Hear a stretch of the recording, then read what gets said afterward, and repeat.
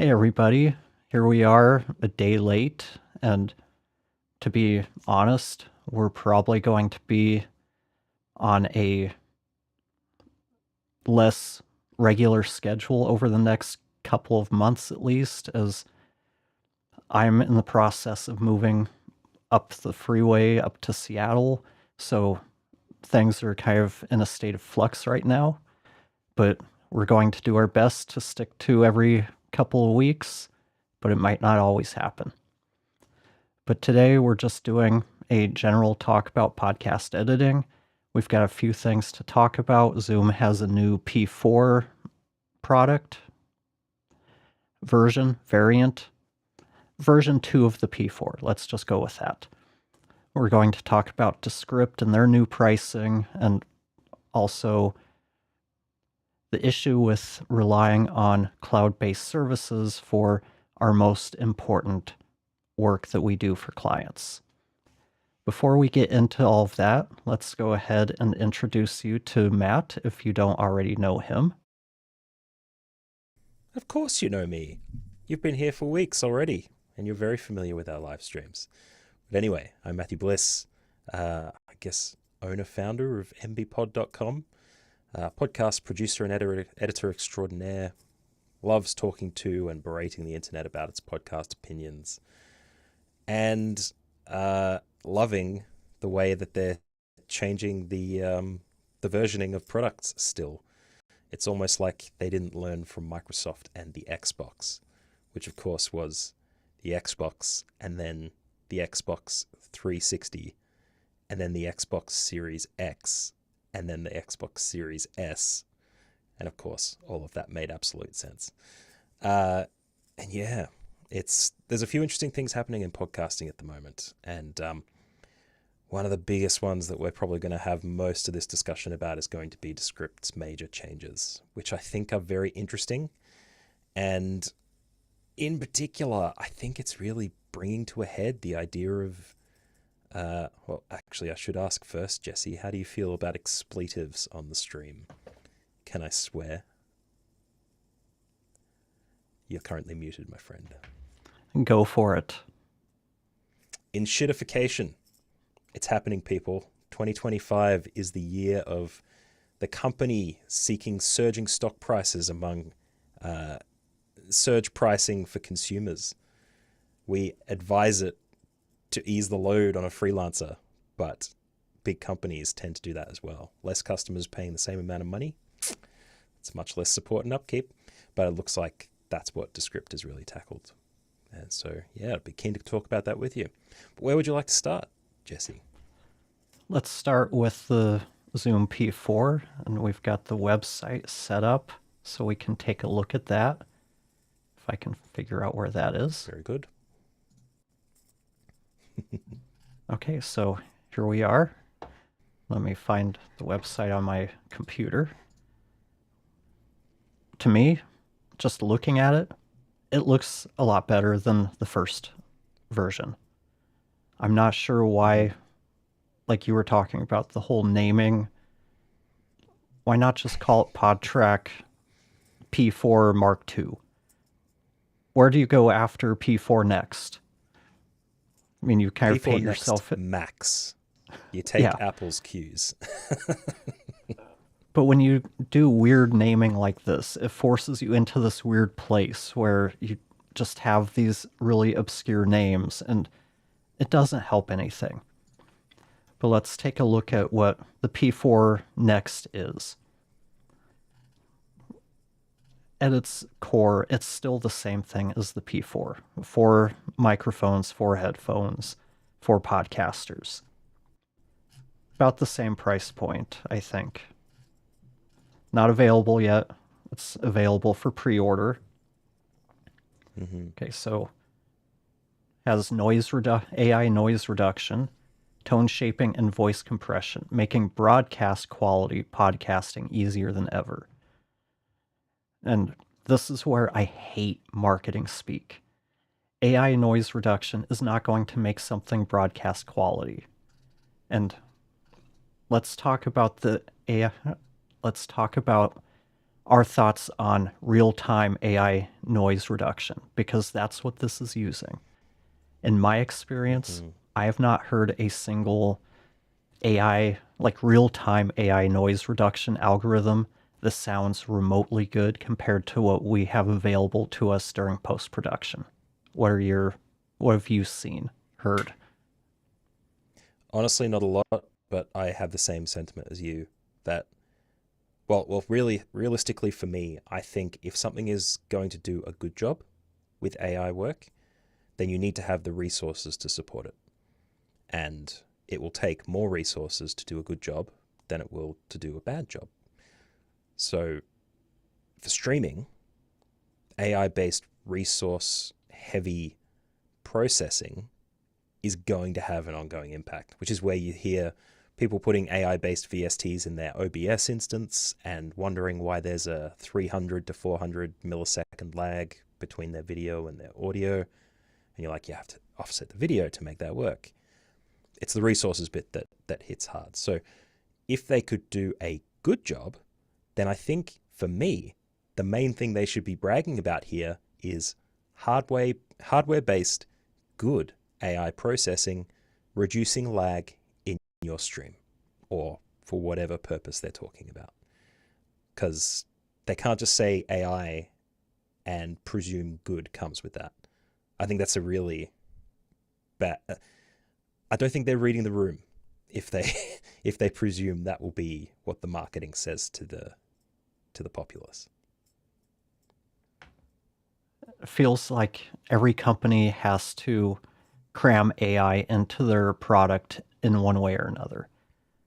The other thing for us podcast editors that we need to really be aware of is, given the price point, a lot of podcasters in the past have been using the P4. I see more people using the P4 Next because of these features. And as editors, that means we need to communicate to our clients who are using these types of products and tell them, do not record using the AI noise reduction.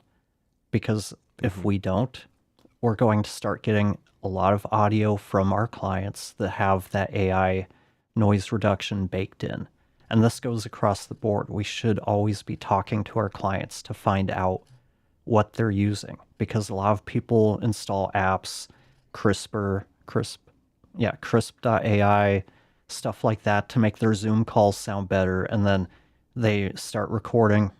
I think that's a system-wide program app, probably. Maybe not. I don't know. But clients are prone to using stuff like that. Hey, it makes me sound good on Zoom. I'll use it when I record my podcast or on Riverside, wherever. So chances are we're already starting to get some of that baked into the recordings we're getting. Something that I would like to see, though, and we may get to it and discover that it's there, is having an output destructive signal, but also a raw signal recorded on device. On-device recording isn't something that's unusual in the profession at the moment with the Rodecaster doing what it does. Admittedly, that records a destructive signal with the onboard processing. But if they wanted to stand apart, having both signals available for output or for onboard recording, I think both would be very interesting. And that would reduce the error rate, or post producers having to inform their clients to turn the button off if we're going to do stuff to it, I see what you're saying, but I do wonder, if we're recording both to send to an editor, what's the point of even recording the destructive one? I think what I'd rather see is something like what you can do with Universal Audio and their plugins. There's another interface that has plugins you can use in real time where you can monitor them without recording them, so that when you're on the call, the other person hears the processing that's being applied, but it's not being baked into the recording. I think that would solve the problem you're talking about. So Yeah. The other people here get the benefits of whatever additional processing is being applied, but what's being recorded and given to your editor is going to be raw, just the raw audio. And I think that's the function that I mean, really, in a much more succinct way to put it. And it adds a functionality to the device to do that too. Because if you're live streaming, like I am right now, I'm just doing my microphone through a standard Steinberg audio interface. So there's no post-processing happening unless you're doing anything on it in Ecamm. Whereas if I had a product like this and I could send a destructive signal, that's probably not the right term for it, but a destroyed signal through to the computer and to the stream, but with the capacity to record the raw audio, I think that would be a great thing to have as part of the marketing as well, if it was a function that was possible. I think it would be a really good thing. It just adds some adaptability to it. That would be. And yeah, I'm surprised. Well, I guess I'm not really surprised because most of these products are aimed at podcasters who, I don't want to say anything really harsh, but to podcasters who don't really know what they're doing. They're looking for shortcuts to make things sound better, knowing that many of these people are not audio engineers. They're not going to be going through the same kind of post-production process that an editor would go through. So they're building these products to appeal to kind of the average podcaster. Hey, I can push a button and not worry about where I record. Okay, that's great. But it's not going to be the highest quality. It's definitely not broadcast quality podcasting. And yeah, I hate marketing, especially when they use studio quality or, in Zoom's case, broadcast quality. When you see that and you're not recording in a broadcast studio or a recording studio, you know it's marketing speak, because as of today, there's no technology out there that can make you sound like you're recording in a really good space with really good equipment if you're in an empty office recording with your laptop mic. That just doesn't exist. Technology can make it sound better than it currently does, but it's not going to sound just as good as if you were recording in a studio. That's the number one thing I can't stress enough to people when reading stuff like this. But I don't think they even get that far usually. They probably just smack AI on the marketing, and all of a sudden, anyone who reads it presumes that's a problem solved. Like if we talk about later with Descript, their studio sound option is an AI-based post-production tool. If they can give up their Descript subscription and just get one of these bad boys, without even like testing it, they just hot replace studio sound with whatever AI this thing is doing. That's a problem solved for someone who wants to purchase the product. Once they bought it, it doesn't matter to Zoom about what they do with it on the other side, because the marketing's done its job. But yeah, a lot of marketing speak. And of course, it's the very first item on the list that we go through on the website. Of course. Let's see. Podcast recorder, upgraded tech, AI noise reduction. Don't let hums, buzzes, and street noise ruin your conversation. Let AI noise reduction learn and remove unwanted noise, keeping your voice clear, natural, and detailed. I'm not sure how it learns in real time, but I'm sure it can probably learn the room tone and kind of ambient background noise. But something like street noise, I don't know how you learn that. No, I'd say that there's some sort of like the interesting thing is that this technology exists. It's not AI, but there's like a phasic protocol called variable D in Electro Voice microphones. The RE320, which I'm using at the moment, has it. That has a phasic control of noise from external to the mic that it performs itself while processing the signal. I'd say it's probably something more akin to that. They might be, instead of using AI, like adaptive AI, instead using some sort of algorithmic machine learning to reduce the expected aspects of the signal in the frequency spectrum that would be avoided. But when you read this, you presume, oh, if an ambulance goes by my apartment, it's going to get rid of it. But it's probably not the case. And I think any editor will tell you that it's probably one of the hardest things in the world. Yeah. You just deal with it. Mm-hmm. Okay. So wondering if there's supposed to be text on this or just a picture of a person. Your voice but better adds polish with EQ, de-essing, reducing harshness and adding warmth. More marketing speak. Broadcast ready.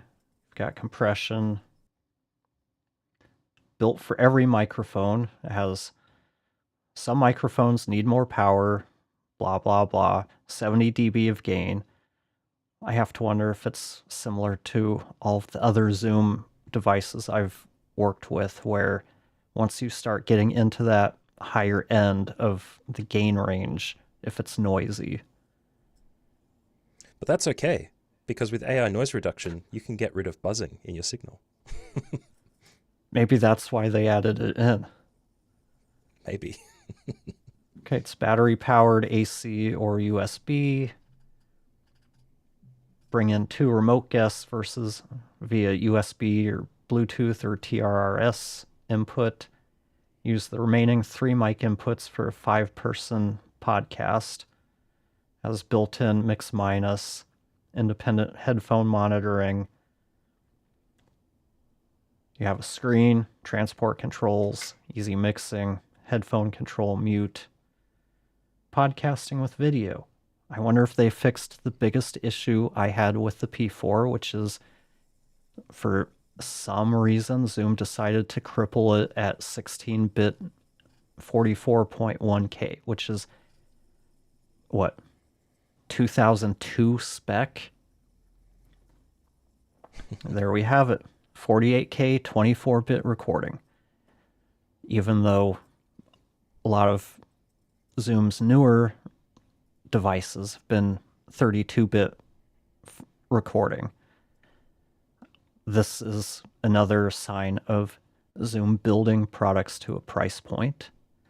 You're giving up that 32-bit float for what? Better preamps and the AI stuff. With Zoom, you're always compromising and trading one thing for another.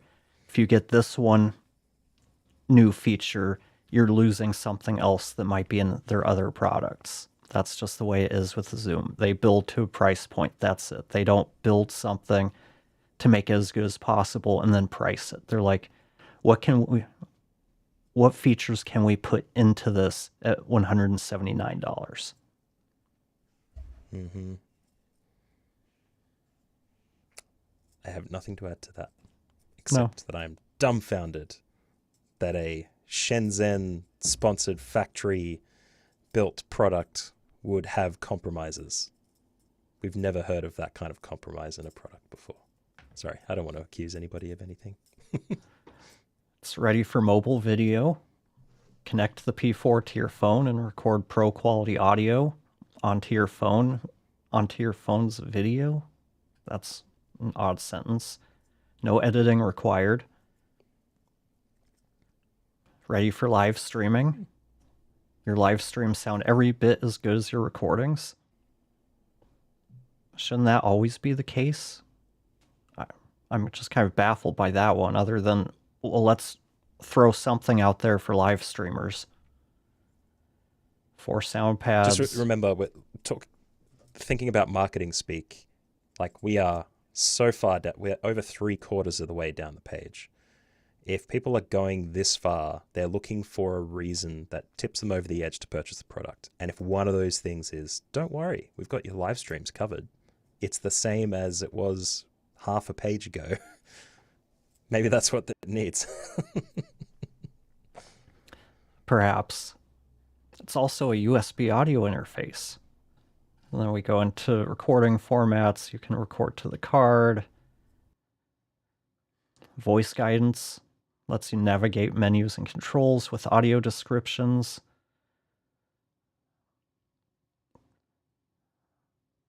Okay, so I was thinking maybe you could talk to it, but this sounds like it just talks to you. Because I don't know about anyone else out there watching, but one of the things I've hated about using Zoom stuff is their user interface trying to do anything is, to me, not well thought out. I found it very frustrating to use, trying to find everything, and it doesn't help that you don't have a lot of controls. I mean, this seems to have some more controls than most of them do. Yeah, it just depends how it's set up. I'd say this is an accessibility bonus, let's say. It's a very symmetrical device, and while there isn't, I zoomed into the product image that we're looking on screen at the moment just to see, there's no button braille or elevated aspects for people who cannot see to use the product. And so being told of the map and being able to feel it out, but also confirm what they're muting or not by the signal would be a good idea. And I don't know, in the best case, you've got a 5-person Dungeons and Dragons campaign going on, and someone who knows their mic 3 hears mic 3 mute, might wonder why they're muted and alert people before their signal gets lost. So there's potential pickups there. I wouldn't say it's product selling material, but if it can do it without affecting it. That's a good point about the accessibility. Yeah, that's it. So there we have it, the PodTrak P4 Next. It's actually a usable option for podcasters now. And the one thing I saw people defending with the first generation of P4 is 16-bit 44.1K is fine for audio. That's the CD spec. There's a big difference between playback and recording. When it comes to recording, 16-bit is very limiting because due to the dynamic range, at 44.1 you've got 96 dB of dynamic range, I think. The human voice is about 80, so you need to be really careful setting the gain. If you set it too low, a lot of that, the quieter stuff, you're dealing with the noise floor.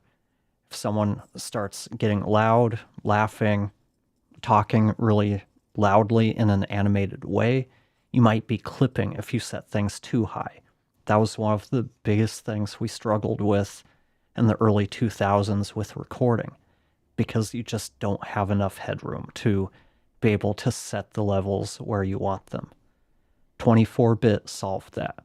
32-bit float, if you need that for, let's start that over.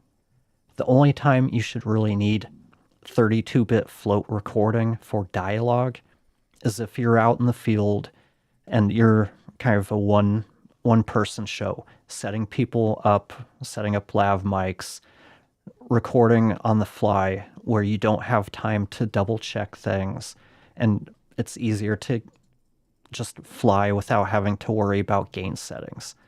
You don't want to lose a take because someone was clipping or they talked quieter than the last person and you just have too much noise.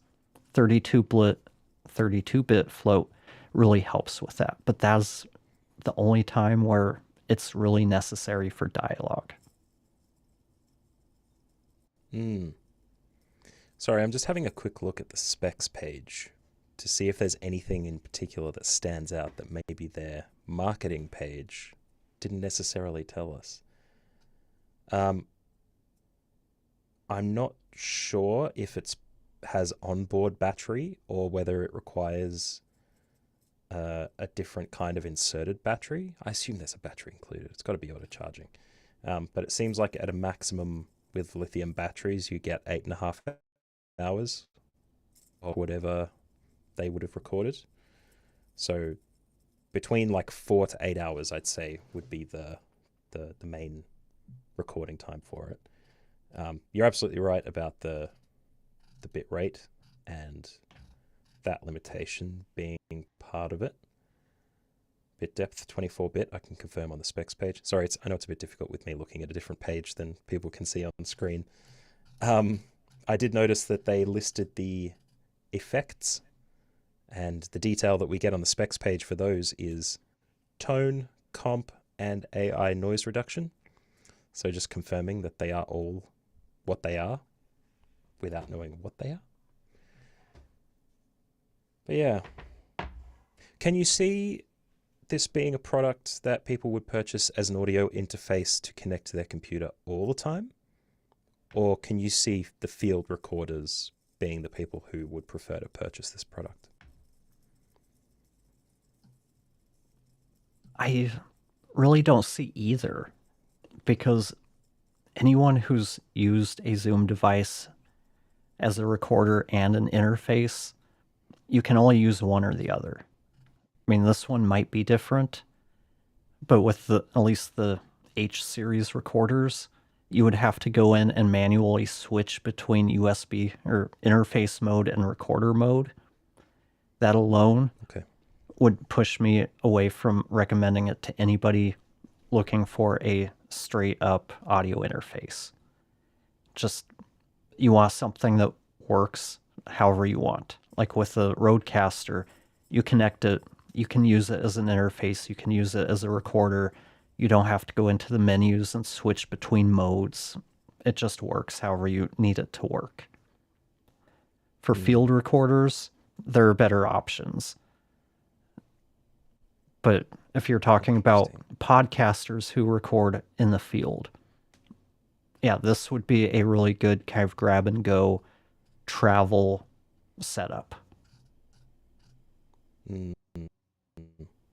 The other thing I think of is that there are sometimes limitations I hear with the number of microphones connected and onboard recording with some of these Zoom devices that has limitations like the outboard stereo track having the two mono tracks layered as left and right, or potentially not having a stereo signal from every microphone, which as we know isn't a deal breaker for mics. But would you see this filling a different space based on what you've seen so far? Like, would it address those kinds of concerns that users might have? I haven't looked into it, but I would assume that with the PodTrak series being aimed at podcasters, that every track is recorded individually. I think it's the H series that might just provide a mixed track. I'm trying to think back. It's been a few years since we've used an H4 or an H6. And I can't think of any time where we used it to record more than one track. What was that? Right. So it's a different product lines that have varying degrees of functionality, I guess. Yep. Okay. Most of Zoom's other stuff are built for recording. PodTrak, they decided to build for podcasters, and that's why you get differing specs. P-Series gets better preamps and lower bit depth and sample rates.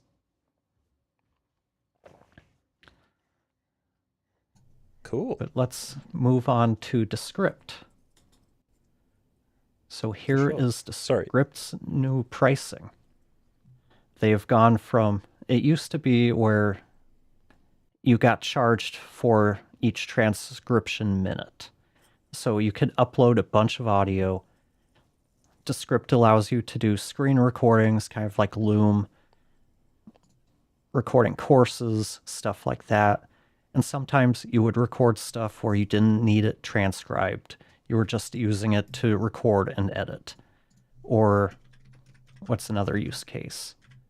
Like you're a podcast editor like us. you might have 3 video tracks and 2 audio tracks that go with those.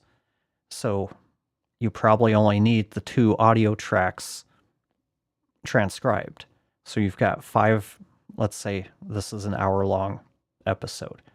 You have 5 hours of content you're uploading, the 3 video files and 2 audio tracks. You're only transcribing 2 hours of that because it's all redundant files. No big deal. You're getting charged for the 2 hours of transcription. But now they're changing to media hours. So that's anything you record using Squadcast or Rooms, whatever they're calling it these days. That includes anything you record using the screen recording function. That's anything you upload to use in the editor. So at $24 a month, you're getting 30 media hours.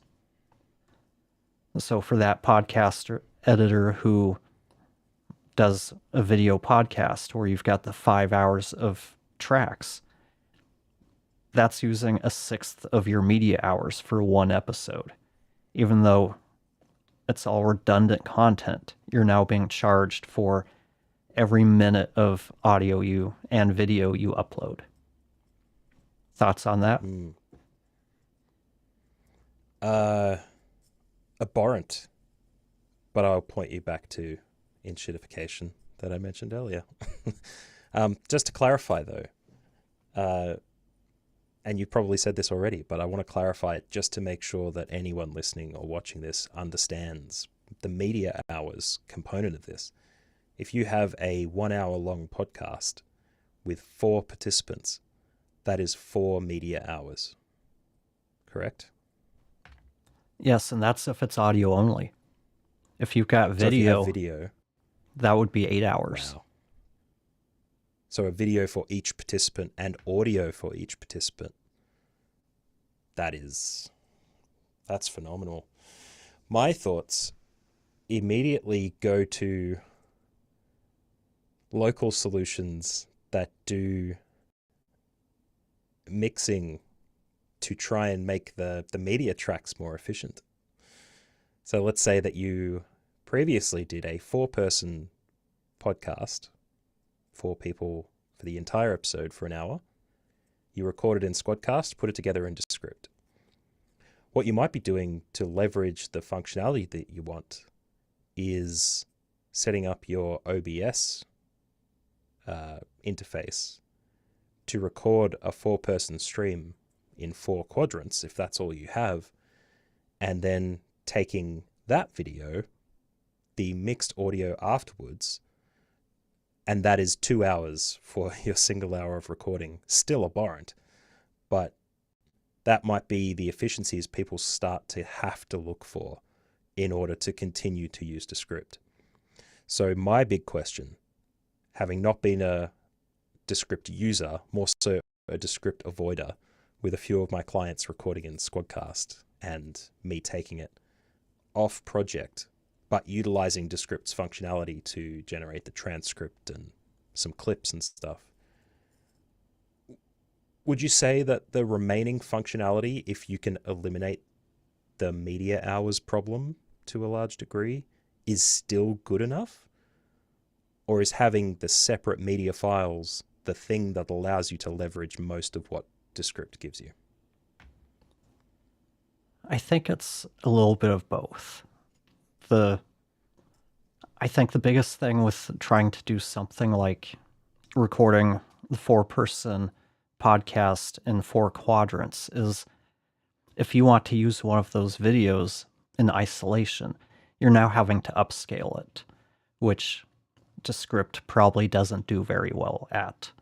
And generally, you don't want to upscale if you don't have to. So I think from a workflow perspective, you're best off uploading the individual video files. But the workflow you could do to save time is instead of also uploading, let's say you use Riverside. Their videos have terrible audio. It's just immediately obvious that it's not lossless. So you've got the 4 video tracks, and then you have to download the 4 raw audio tracks. And then I see a lot of people who will do everything, then export the audio, clean it up, and then bring it back in, which would add another 4 hours of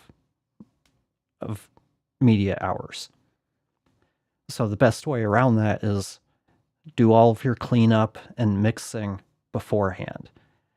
Then render your video with that audio track so that you have the good audio track embedded in each video file. Then you can upload. Then you're only uploading 4 hours instead of 8. That will give you the best of both worlds, in that you have flexibility in having all of the isolated video tracks and the clean mixed audio. I think that's the best way to work this.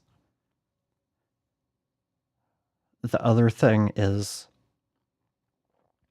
thinking about 30 hours. That's what, about 5 hours a week? Wait, no. It's early. My math, I can't do math. If, let's say I guess it depends on how many hours you're using each week, but let's say we've got 4 1/3. Let me just get a calculator out. It's too early for this kind of stuff. Okay, so you're getting just under 7 hours a week. So that should, and I think Descript even said in one of their posts that they found that most of their users will not run into any issues with the caps. I think us podcast editors are the ones who are most likely to run into these issues. Because we do a lot more work, and we work in less efficient ways when it comes to doing that stuff, because we want the best audio, and the way about that means we're uploading more files. I don't understand charging per media hour, because I'm pretty sure they were giving you like 5 gigabytes of storage or something. Maybe it was 50. But they were giving you generous storage space. Storage is cheap. But then I guess they stopped offering local editing, so you can only use their cloud. All of the editing is done on the cloud now. You can't do anything locally. They have an app that runs on your computer, but it's still tied to the cloud. And we're going to get into that in a couple of minutes. But yeah, so I think that's what's going on. Since everything's being done on the cloud, they've got costs for any time you're using the editor. And obviously anything AI, you're going to have to charge for. And that's the other big change. Now you have AI credits. For the creator, $24 a month, you get 800 AI credits a month. That should cover whatever you would need for 30 media hours. But previously, Descript for this plan, had unlimited use of all of its AI tools. So that's kind of a 1-2 punch to people who have become used to working that way at this price point. And now they're saying, yeah, we're cutting you off on all of that. You have 800 credits and 30 hours of content you can upload. So I see why a lot of people are upset about these changes. And I think some of them are probably upset about it, and it's never going to impact them, because people don't like change. But they also have an intuitive hate of big company changes asking for more money. There's an inbuilt protestant component of big company changes that we as individuals feel like we have to make on behalf of the entire planet. And that inflation of the criticism is an important part. But the common term for what this is a bait and switch, I think. That's what I'd call it. Because they've given the Underlord functionality, they bundled it under Underlord for a start, sold that as your only AI assistant that you need to do all the things, and then they've said, now you can only use him this much. For how much you pay, you have to pay a little bit more.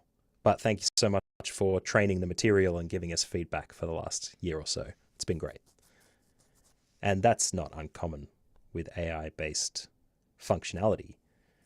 But the other thing that nobody talks about, and that I think has to be mentioned if anyone hasn't realized this about it themselves, is that the longer someone gets used to using a product, and the more they rely on the specific functionality that it offers, and the more difficult the moving cost is to go somewhere else, the more likely that person is just going to divvy up and throw the money at them, just so they can continue doing what they do more easily at a higher cost.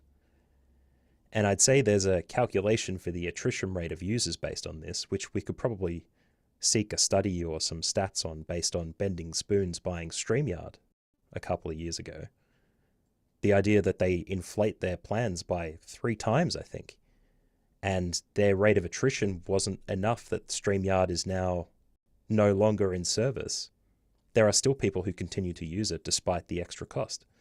It's keeping the people around that want to do it, but you've also got essentially microtransactions as part of a system that can give you just enough to keep you tantalized, but not enough to give you the full functionality that you want, that you just have to drop bits and pieces every month. You know, $10 here, $20 there, and you get some extra AI credits so you can keep generating your captions or you know, snippets for social media, or that awesome VO3 B-roll that you love adding to your YouTube videos. The manipulative marketing behavior of user investment in a product and a class of products that for years, literal years, has sold you the solution of podcasting or webinars or video generation or YouTube. Now the sticker price is the shock, and everyone wonders what they were doing for the last 4 years. They weren't the charitable philanthropists of the podcasting AI world, giving you access to something on the cheap and footing the cost of servers and AI generation just to give you what you want. You're the important person. 2025, everyone's going to be doing it. It's just Descript's the first one. I think we need the marketing around this is 50% of it. The other 50% is the systems change that we have to do as people. As you said, podcast editors, it's going to hit them in the hip pocket much more than anyone else probably. But this is how companies continue to make money and make an offering. This is just how they do it. You can't. This is going to start to float into a discussion about the economy, and I'm going to avoid that a little bit just to make sure that we stay a little bit on track, or at least I do. But yeah, like, we have to realize that podcasting and tech company philanthropy, we've been in the golden zone for so long. In a couple of years, it's not going to be as golden as it was. And they'll call it podcast gatekeeping. They'll say, we're priced out of the market because we can't do a podcast. And some of us will sit here and go, well, they did it for 15 years without AI-driven web-based tools. Those are still there. Audacity got a new version. Use that. You know, learn something. I think I'm going to put the soapbox away now. I'm starting to get into old man shakes fist at clouds moment. So, yeah, that's it. There's a lot of good points. There's a lot of good points in there, and let's talk about just well, one other big change that has some people really irate, and this one I really understand, is they're doing away with legacy pricing. A lot of Oh yeah. early adopters have been grandfathered into legacy pricing, and that's all going to end. They're going to be shifted to current pricing models when their subscription renews next. So if you've been on monthly, that's going to happen next month. If you're on annual, that's going to be whenever your annual subscription renews. So justifiably, those people are really upset.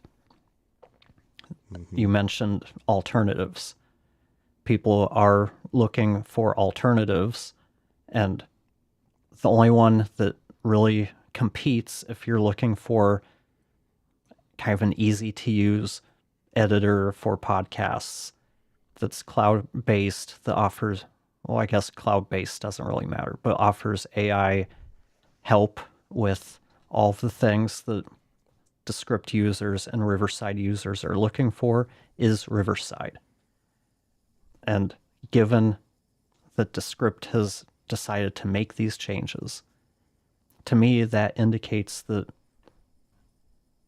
by making these changes and not increasing prices, they feel that they have a superior product compared to Riverside. They're basically saying, yeah, go try Riverside. Go see if you like it better.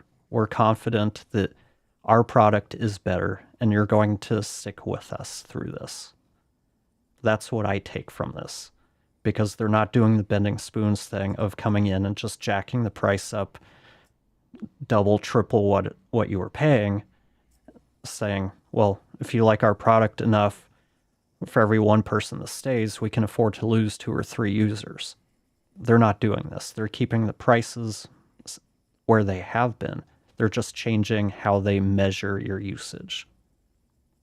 So I think that that's kind of a confidence move. That, yeah, we know Riverside is a competitor, but we don't think it's as good as what we offer. Well, let's strawman this a little bit. Let's say that for Descript, this is phase 1. And I'm going to use an analogy that's a little bit maybe off-piste, but you let me know if I lose you or anybody, you think I'll lose anybody.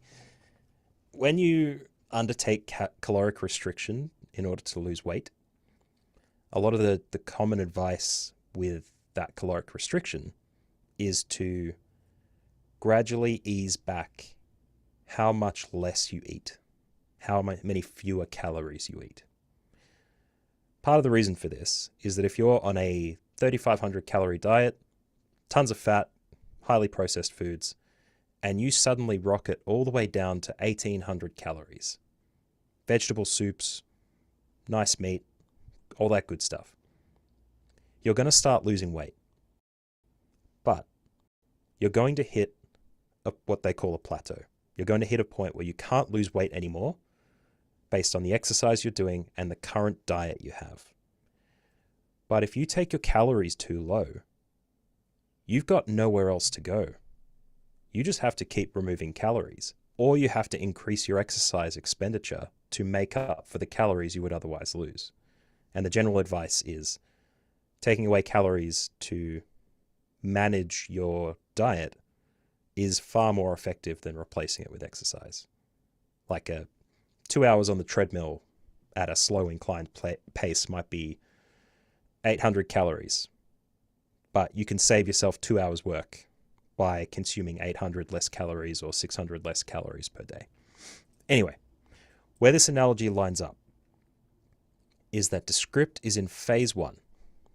They've reduced a little bit of calories from their diet. And I want to avoid a direct analogy of anything lost, because if it was anything, it'd be users. But anyway, they've pared back a little bit. You're paying a little bit more. But what they've done is reduced calories so they can continue exercise. The price is the same, whereas some functionality has gone. they still have room for a phase 2 where people go to Riverside, maybe they don't come back. Oh no, they did okay. Bam, phase 2. We lose a bunch of users, but we increase the prices because the users we have mean that Riverside's product isn't better than the people who stayed with us. Or Riverside does the same thing and they have a reduced functionality product at the same price. Then it becomes a comparison of performance. They predict people are going to come back to Descript because they're confident in the product. Bam, price goes up again. And that way they can leverage the extra headroom they have to move that pricing up because they didn't move it the first time. They changed the available functionality. They didn't change the number. And this is where the marketing headspace and the psychology becomes the major component of moving this stuff around. So I think that could be a very real option.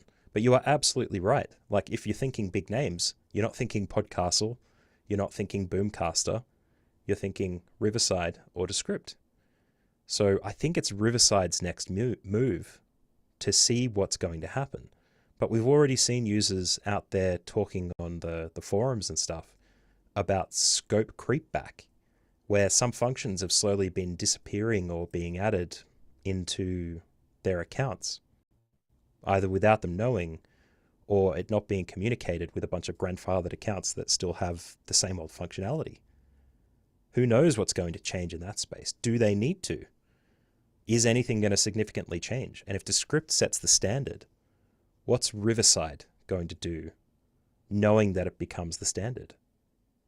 It's a bit of a tenuous space, but I can't see a winning position for the user where the state things are in right now before Descript's change is ever going to be the same again.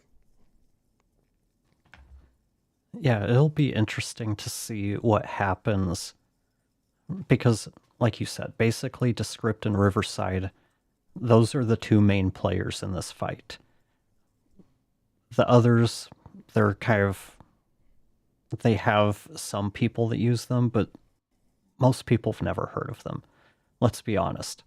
Most podcasters have never heard of Podcastle. They definitely haven't heard of Boomcaster. And they're not trying to compete on the same scale that Riverside and Descript are. I think it'll be interesting to see how Riverside responds, because they'll probably see an influx of users.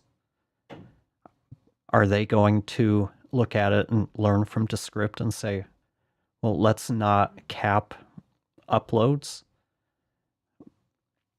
But having tested both of them, I feel Descript is a better product. Riverside works well for stuff that you record in Riverside, but it's kind of a mixed bag if you're uploading stuff, because they have limitations on how big the file can be. There's problems. Like I did a video showing it, like comparing Descript and Riverside's editors. And I tried 3 times to upload one file. It kept failing or wouldn't finish processing. Descript has never had that issue when I've been using it. Riverside just doesn't have as many features as Descript does. So I think people moving from Descript to Riverside are probably going to find some frustration there. Whether it's enough to make them stick there or not, that's a personal thing. But I've got a couple of notes. I mean, the other thing with Descript's new pricing is you can add, instead of pushing you to higher subscription models, they're giving you the ability to add on hours. I think it's something like $25 for 5 hours, something like that. And I see podcast editors in general complaining about this because it's just not, they say it's not financially feasible for them to pay all of this. My first question is, why isn't the client already paying for the software you're using. If you're getting 7 hours a month or 7 hours a week at $24, let's say 5 hours at $25, you can add that into the price per episode if you're so reliant on these tools. That should be built into your pricing. So if you rely that heavily on Descript, you're going to have to increase your prices a little bit to make this work. I think a lot of these people are looking at it, well, I've been paying $24 a month and been able to do all my work. If you're doing this as a service, cost of tools goes up. Either you eat that cost in your margin, or you pass that along to the client, or you do a little bit of both. You absorb some of that cost and pass along some of it to the client. It's your business. It's up to you how you choose it, but to just get up and switch platforms over what amounts to what maybe, let's just use add-on hours, like $5 an episode. I think that's kind of missing the whole thing here, because you're getting paid to do this work. And I think that's probably what's happening, is a combination of Descript hitting a certain point, certain number of users, that they're finding they're losing money now because of all of the costs of all of the users that they've generated over the years. Plus, you've got the power users who are really abusing the current pricing or usage measurement, that they had to find a way that will allow them to continue to scale without losing money. Yeah. So I have two additional things, and I'm going to leave the entirely uncharitable one second so that I don't lose people for the first. There's an interesting use case that I've heard with Descript that I haven't heard with Riverside, and that is the ability to have teams work in the cloud together without the exchange of files. That's a use case that I've heard of from a couple of people. Not solo creators, mind you. They've built their entire ecosystem in Descript as a means to edit, do all their post-production. I mean, it's got EQ and compression and stuff in it, so it's feasible to do it. And if you've got control of the pre-production, then you can optimize that stuff pretty well. So we're not thinking of the common user here. We're thinking of someone who is running an organization or an agency and cannot fathom the idea of getting an Adobe license, a Creative Cloud license, and trying to utilize their cloud storage of files in order to be able to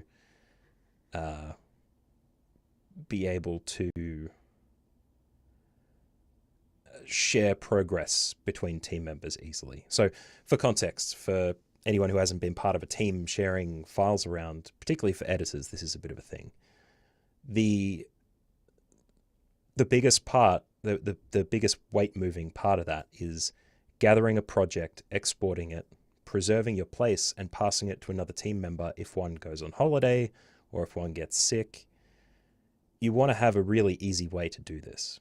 And big media companies have this. DaVinci Resolve has a solution that allows you to edit through the cloud with a paid service through them. But Descript has been the heavy mover, low cost access to team-based content editing, I guess you'd say. And Riverside hasn't been the one that has offered this same kind of service in the same way, or at least I haven't heard people talk about it. But they recently brought on their capacity to pay for an additional editor seat on any Riverside account, which is great for someone who runs Riverside as part of their agency and they want to bring a number of editors on board to edit the content in Riverside. Or if a client has their own Riverside subscription and would like their editor to access the material, they can pay and do that. But Descript could be described as a cloud-based editing solution, whereas Riverside I don't think contextually would. So that is where Descript has an advantage over Riverside, though Riverside may get there. It depends on how things go. The second thing that I wanted to point out is you're going to get a bad opinion of me when you hear this opinion, but look, we'll see where we go. I think editing as a career for podcasts has been an easy onboard with the availability of these tools for editors to do it. I think it's very easy to get started as a podcast editor, to get a Descript subscription, otherwise known as a description. I've just decided to call it that. Do that, get your practice in with the remove filler words, use all those automated tools to see what you can get out of the platform and offer a service that way. It's non-standard, it's the Wild West out here. No one asks you what microphone you use, the same way no one asks how you edit the episode, as long as your client is happy with the output, right? There's a lot of tools like that out there. And I think the number of those tools is going to reduce and they are going to get more expensive. And what I would like to see is not having editors that take shortcuts to make this a possibility for them. And when I say shortcut, I don't mean an onboarding or a learning experience. I mean, quite literally putting out something that isn't as rigorously edited as you'd expect, maybe not having a standard of quality that someone who does edit the material manually themselves in Premiere or DaVinci or whatever would, but removing the possibility that someone can deliver the bare minimum from a central platform like one of these, like Descript. I think not having that available there is going to make people start to wonder where and how they should do it. And it's going to weed out some of the people doing the lowest common denominator or just doing it for a quick buck. But the other thing that I would love to see as a result of it is podcast editors, producers, people who are creating the material, pushing them to go out and learn something different and start acquiring even more skills to improve the output and the products that they create. I think that is an excellent incentive for someone who is an editor for other people to finally make the move into something like Premiere or Final Cut Pro or DaVinci Resolve and start getting used to a VLE or a non-traditional DAW even, and have a go. See what you can offer, see what you can do faster with a higher quality of output and with more flexibility so that you can have different offerings as part of your experience. And like we talked about on a previous stream, the AI bundling is no longer a deal breaker. ChatGPT is available to us for transcript-based querying of material for a very cheap price still. And there may even be a web browser that can do it for you. I don't know. Atlas web browser from OpenAI. And even DaVinci Resolve, the paid version, which is currently still a one-off lifetime price. If you're going to wait until it becomes a subscription, I suggest you don't.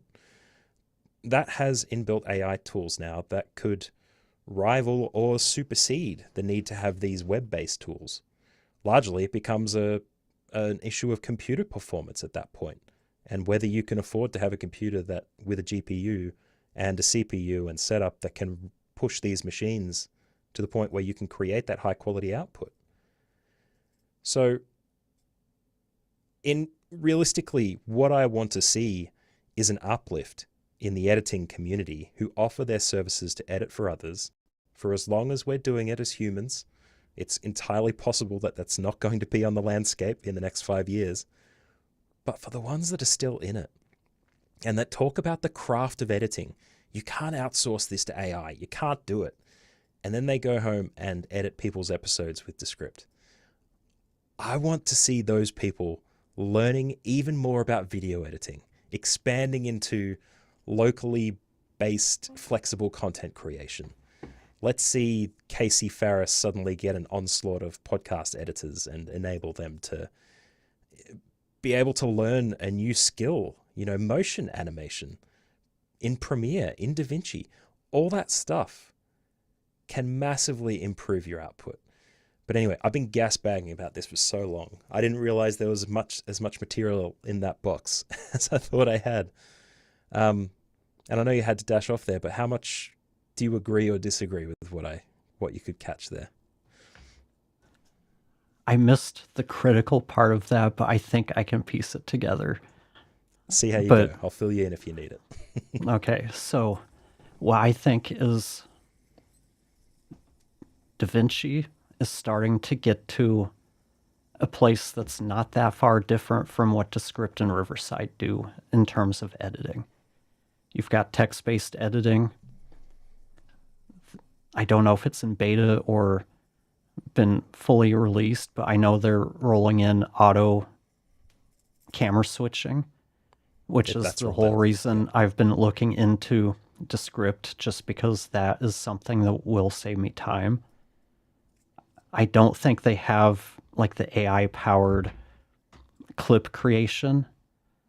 So that's going to be the biggest thing that Descript and Riverside offer, is easy to create clips with the captions and all of that.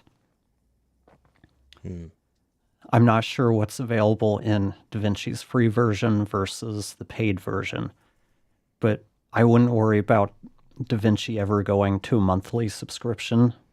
That's just not their business model. They offer the software to people who use their hardware. It's kind of like Apple. They're a hardware manufacturing company. That's why their OSs are free. They don't charge monthly subscriptions for any of their software unless you start talking about like Final Cut Pro for iPad, which is cloud-based and all of that stuff. But DaVinci, Blackmagic, they have a similar approach. They start out building a color grading software for people who do that. I'm not sure when that rolled in to their hardware, but yeah, they're a hardware company and the software is something they provide. I don't see them going subscription only.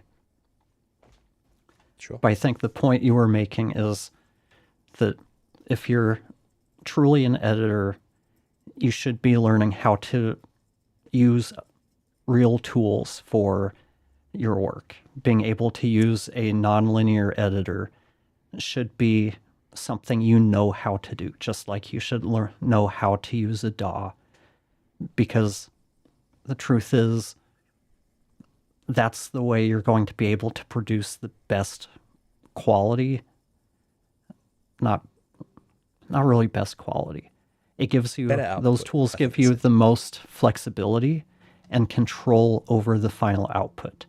That's the type of thing that will help you really stand out in a very crowded marketplace, because you're not relegated to presets and templates. And really, Descript and Riverside are built to make editing easy for you. Something like DaVinci, Premiere, and Final Cut Pro, they're not necessarily designed to make it easy to edit, but there's so much power in those that it can be overwhelming for someone who's just getting started. So I understand the appeal of Riverside and Descript, but we need to, if we want to offer services to clients, I feel like we should know how to do things using all of the tools out there. Is that what you were trying to get at?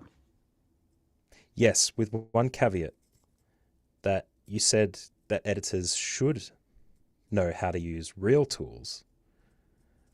My incentive isn't from a place like looking down from my pedestal at all these Descript peons slowly making their way up to the real place where the real editors live.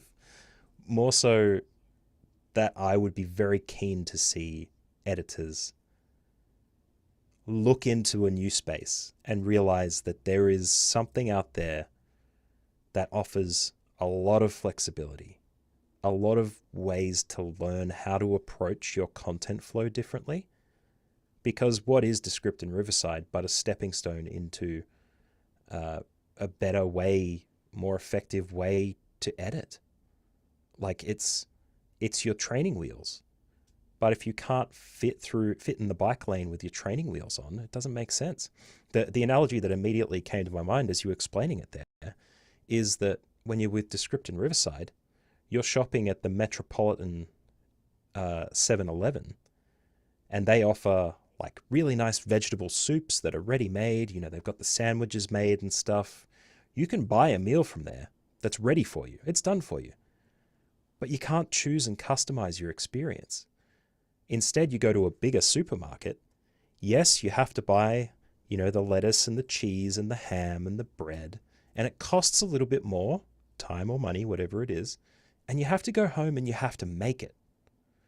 But the sandwich that you make is going to be of a higher quality, more customized, and a better experience than the pre-packaged sandwich that you get created en masse by the 7-Eleven company.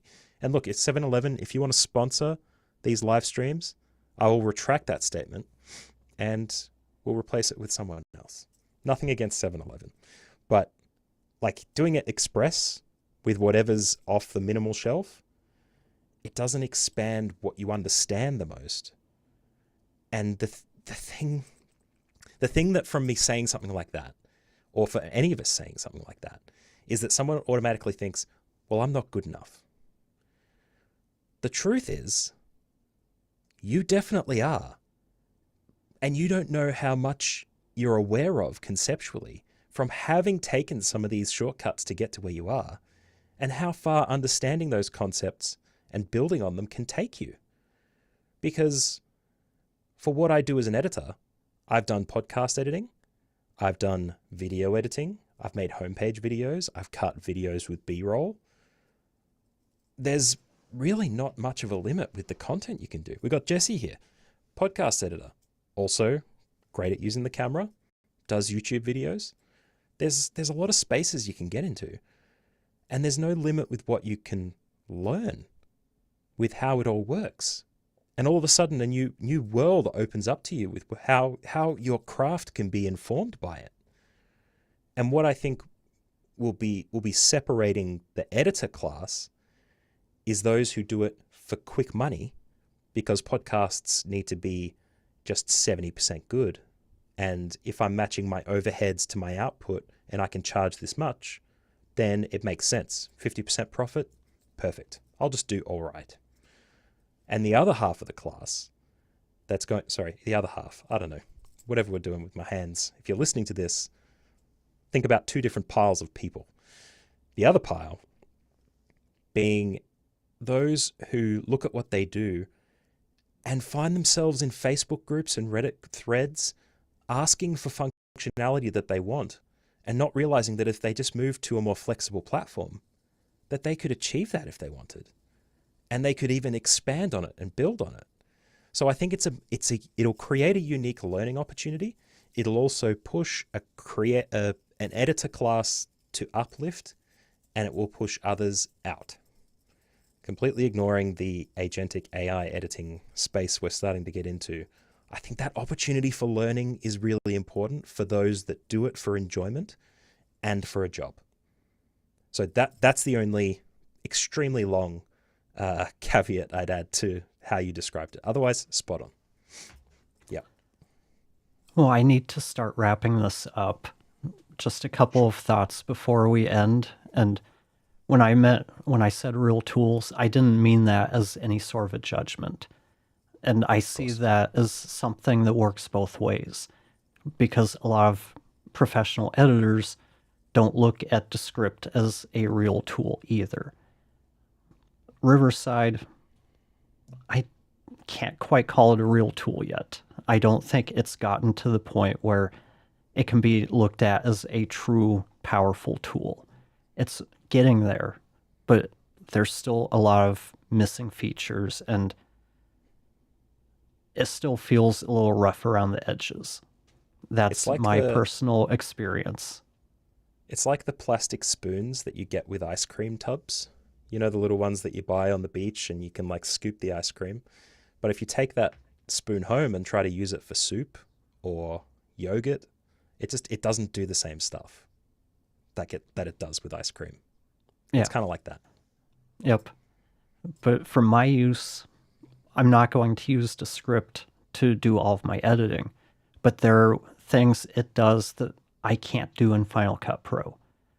So it's going to save me time doing that. It's going to help me, it helps me repurpose content a lot faster than I could do using Final Cut Pro.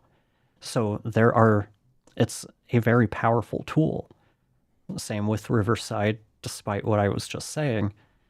Riverside can be a powerful tool. You just don't have as much control over things. But yeah, I think we all benefit from learning all of the tools available to us. Use what's going to help us do best. And we didn't get time to get into it, but another big reason to have at least familiarity with DAWs and NLEs is because you never know. There's days where the internet goes down.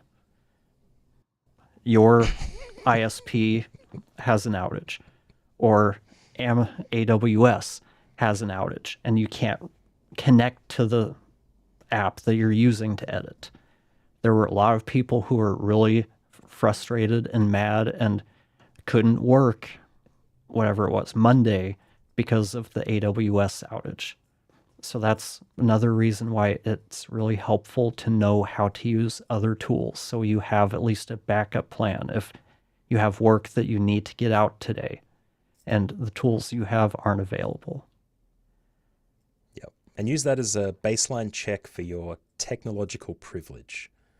Realize that, you know, when they give you a warning about when the power goes out, you charge your batteries. When the internet goes out, what do you fall back on? You have to pull out a book. You can't go to YouTube. I think that's a good place to stop. Thanks, Absolutely. everybody, for watching. Hopefully we didn't bore you too much, and we'll see you next time. I'm not quite sure when that will be. Might be in 2 weeks, might be 3 weeks, but somewhere in the next month we will be back.